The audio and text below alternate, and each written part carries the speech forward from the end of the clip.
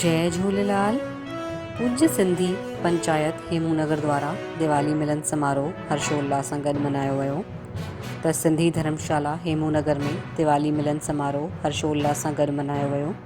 कार्यक्रम जी शुरूआति भॻवान झूलेलाल, माता लक्ष्मी, माता सरस्वती, भॻवान श्री गणेश भॻवान जी फ़ोटो ते माल्यार्पण करे दीप प्रज्वलन करे कई वई।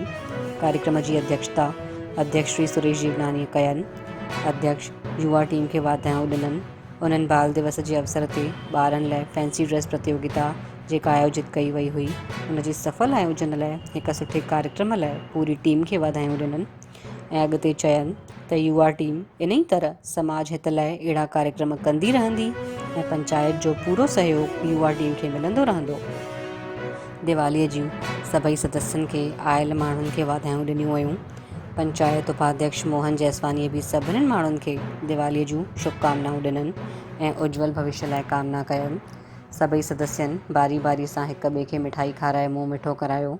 युवा टीम जे सदस्यनि पंहिंजे वॾनि जो आशीर्वाद वरितो ऐं दिवालीअ जूं वाधायूं ॾिननि। कार्यक्रम जे आख़िर में पटाखा फोड़े आतिशबाजी कंदे हुए दिवाली मिलन समारोह मल्हायो वियो।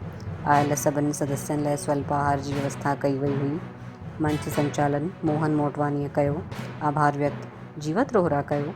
हिन पूरे आयोजन खे सफल ठाहिण में पंचायत जा अध्यक्ष सुरेश जीवनानी, युवा टीम जा अध्यक्ष मनीष मूलचंदानी ऐं सभई पंचायत ऐं युवा टीम जा पदाधिकारी ऐं सदस्यनि जो सहयोग रहियो।